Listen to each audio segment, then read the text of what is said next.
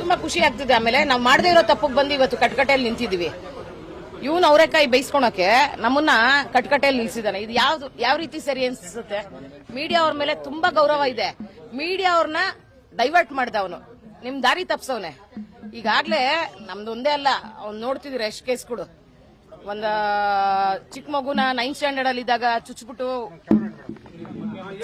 ಓಡ್ ಬಂದಿರೋದು ಸ್ಕೂಲಿಂದ. ಆಮೇಲೆ ಒಂದು ಲೇಡಿಗೆ ಲೈಂಗಿಕ ಕಿರುಕುಳ ಕೊಟ್ಟಿರೋದು. ಆಮೇಲೆ ಲಾಯರ್ ಜಗದೀಶ್ ಅವ್ರಿಗೆ ಹೆಲ್ಪ್ ಮಾಡಕ್ ಹೋದ್ರು, ಅವ್ರಿಗೆ ಕೆಟ್ಟದಾಗ ಬೈದವನೆ. ನೆನ್ನೆ ಸಂಘಟನೆ ಅವ್ರನ್ನೆಲ್ಲ ಬಾಯಿಗೆ ಬಂದಂಗ್ ಬೈದವನೆ. ಇವ್ನಿಗೇನ್ ತಲೆಗಿಲೆ ಕೆಟ್ಟೋಗಿದ್ಯಾ?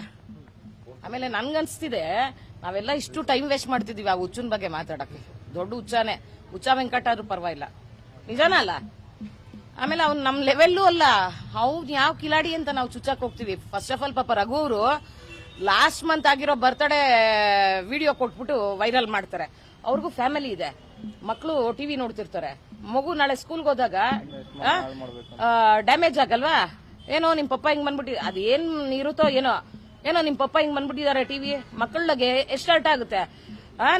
ನನ್ ಮನೇಲಿ ವಯಸ್ಸಿಗೆ ಬಂದಿರೋ ಮಕ್ಳವ್ರೆ, ನಮ್ಗೆ ಅರ್ಥ ಮಾಡ್ಕೊಳೋ ಕೆಪಾಸಿಟಿ ಇದೆ ಮಕ್ಕಳಿಗೆ, ಮಾಡಿರಲ್ಲ ನಮ್ಮ ಮಮ್ಮಿ ಅಂತ. ಇನ್ನ ಎಷ್ಟ್ ಮನೆ ಹಾಳು ಮಾಡ್ಬೇಕು ಅಂತ ಇವನ್ಗೆ ಯಾರು ಬುದ್ಧಿ ಕಲ್ಸೋರೇ ಇಲ್ವಾ? ಸರ್, ನನ್ಗೆ ಮಹೇಶ್ ಅವರು ನನ್ಗೆ ಪೂಜೆ ಕರೆದ್ರು. ಮಹೇಶು ನಂಗೆ 8-10 ವರ್ಷದ ಪರಿಚಯ. ಅವ್ರ ಫ್ಯಾಮಿಲಿ ಇಲ್ಲ. ಪ್ರತಿ ವರ್ಷ ನನ್ನ ದೇವಸ್ಥಾನ ಪೂಜೆಗೆ ಬರ್ತೀನಿ. ಹೋದ ವರ್ಷ ಬರಕ್ ಆಗ್ಲಿಲ್ಲ, ಈ ವರ್ಷ ಬಂದೆ. ನಾನು ದಾಸನ ಹುಡುಗರು ಎಲ್ಲ ಬಂದ್ವಿ. ರಕ್ಷಕ್ ಅಷ್ಟೊತ್ತು ಬಂದಿದ್ದ. ಎಲ್ಲ ಪೂಜೆ ಆಯ್ತು, ಊಟಕ್ಕೆ ಕೂತ್ಕೊಂಡ್ವಿ. ಊಟ ಮಾಡ್ತಾ ಇರೋ ಟೈಮಲ್ಲಿ ಇವನು ಪ್ರಥಮ್ ಬಂದ. ಅಕ್ಕ ಚೆನ್ನಾಗಿದ್ದೀರಾ ಅಂತ. ಹೋಗಪ್ಪ ನಮಸ್ಕಾರ ಮಾಡ್ಕೊಂಬ, ಹೋಗು ಊಟ ಮಾಡೋಣ ಅಂತ ಅಂದಿದ್ದೆ ತಪ್ಪ ಸರ್? ಎದುರುಗೆ ಬಂದು ಊಟ ಮಾಡ್ಬಿಟ್ಟು ಊಟ ಎಲ್ಲ ಆದ್ಮೇಲೆ ಕೈ ತೊಳ್ಕೊಂಡು ಅಕ್ಕ 2 ನಿಮಿಷ ಮಾತಾಡ್ಬೇಕು ಅಂದ. ಏನ್ ಚಿನ್ನ ಅಂದೆ. ಅಕ್ಕ ಇದು 8ನೇ ತಾರೀಕು ನನ್ನ ಫಿಲಮ್ ರಿಲೀಸ್ ಇದೆ, ಪ್ರಮೋಷನ್ ಮಾಡ್ಕೊಡ್ಬೇಕು, ನೀವು ಹೆಲ್ಪ್ ಮಾಡಬೇಕು ಅಂತಂದ. ಖಂಡಿತ ನಾನೇ ಬರ್ತೀನಿ ಥಿಯೇಟರ್ಗೆ, ನಮ್ಮ ಸ್ನೇಹಿತರಿಗೆಲ್ಲ ಹೇಳ್ತೀನಿ, ಒಳ್ಳೆ ರೀತಿಯಲ್ಲಿ ಮಾಡೋಣ ಬಿಡಪ್ಪ ಅಂತಂದೆ. 6ನೇ ತಾರೀಕು ನನ್ನ ಫಿಲಮ್ ಇದು ಟ್ರೀಸರ್ ರಿಲೀಸ್ ಇದೆ, ಸೂರ್ಯಣ್ಣ ಅಂತ ಮಾಡ್ತಿದ್ದೀನಿ, ನನ್ನ ಟ್ರೀಸರ್ಗೂ ಬಾಪ ಚಾಮರಾಜಪೇಟೆಯಲ್ಲಿ ಅಂತ ಅಂದೆ. ಹೂನಕ್ಕ. ಅವ್ನು ಹಿಂಗ್ ಹೊರಟ, ನಾನು ಇವರು ಮಹೇಶ್ ಫ್ಯಾಮಿಲಿ ಹತ್ರ ಎಲ್ಲ ಮಾತಾಡ್ಕೊಂಡು ನಾನು ದಾಸ ಎಲ್ಲ ಹೊರಟ್ವಿ. ರಕ್ಷಕು ನಮ್ ಜೊತೆನೆ ಬಂದ. ಯಾವ ಗಲಾಟೆ ಆಯ್ತು? ಯಾವ ಹುಡುಗರು ಇದ್ರಲ್ಲಿ? ಲಾಂಗು ಮುಚ್ಚಿಡಕ್ಕೆ ಇವನೇನ್ ದೊಡ್ಡ ಕಿಲಾಡಿನಾ? ಹಿಂಗೆ ಚಿಟ್ಕೆ ಹೊಡ್ಕೊಂಡು ಏನೋ ಏನ್ ಸರ್ ಅಂತಾನೆ ಅವನು ಪುಡಾಂಗೋ ಏನೋ ಅಂತಾನಲ್ಲ, ಏನ ಅವ್ನ ಲ್ಯಾಂಗ್ವೇಜು, ಆ ಸ್ಲ್ಯಾಂಗ್ ಲ್ಯಾಂಗ್ವೇಜ್. ಇವ್ನು ಹೀರೋ ಅಂತಾರ ಯಾರಾದ್ರು?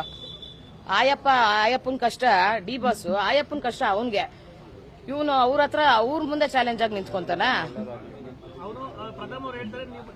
ಗೊತ್ತೇ ಇರಲಿಲ್ಲ, ನಿಮ್ಮ ಹುಡುಗರು ಬಂದ್ಬಿಟ್ಟು ಅವ್ರು ಅಡ್ಡ ಹಾಕೊಂಡು ಮೇಡಮ್ ಕೈ ಬನ್ನಿ ನಮ್ಮನ್ನು ದಬ್ಬಾಳಿಕೆ ಮಾಡೋದು ಅಂತ ಹೇಳ್ತಾರೆ. ನೀವು ಯಾರೋ ಗೊತ್ತೇ ಇರಲಿಲ್ಲ, ನೀವೇ ಕರೆಸಿದವ್ರನ್ನ ಅಂತ ಅವ್ರಿಗೆ. ನನ್ಗೇನ್ ಸರ್ ಅವನಿಂದ ನಂಗೇನಾಗ್ಬೇಕು? ನನ್ನ ಮನೆಗೆ ಊಟ ಹಾಕ್ತಾನ, ಬಟ್ಟೆ ಕೊಡ್ತಾನ? ಹೇಳ್ರಿ ಸರ್. ಕರಿಯಾ ಫಿಲಂ ಶೂಟಿಂಗ್ ಟೈಮಲ್ಲಿ 75% ಶೂಟಿಂಗ್ ಟೈಮಲ್ಲಿ ಅವ್ರ ಜೊತೆ ನಾನು ಟೈಮ್ ಸ್ಪೆಂಡ್ ಮಾಡಿದ್ದೀನಿ. ನನ್ನ ಅಣ್ಣ ಅನ್ನಕ್ಕೆ ಇಷ್ಟಪಡ್ತೀನೋ, ತಮ್ಮ ಅನ್ನಕ್ಕೆ ಇಷ್ಟಪಡ್ತೀನೋ, ನಾವಂತೂ ಯಾವುದೇ ರೀತಿ ಅವ್ರು ಎಂತ ಬ್ಯಾಡ್ ಪೊಸಿಷನ್ ಅಲ್ಲಿ ಇದ್ರು ನಾವು ಬಿಡ್ಕೊಡಕ್ ರೆಡಿ ಇಲ್ಲ. ಜೈ ಡಿ ಬಾಸ್ ಅಂತೀವಿ.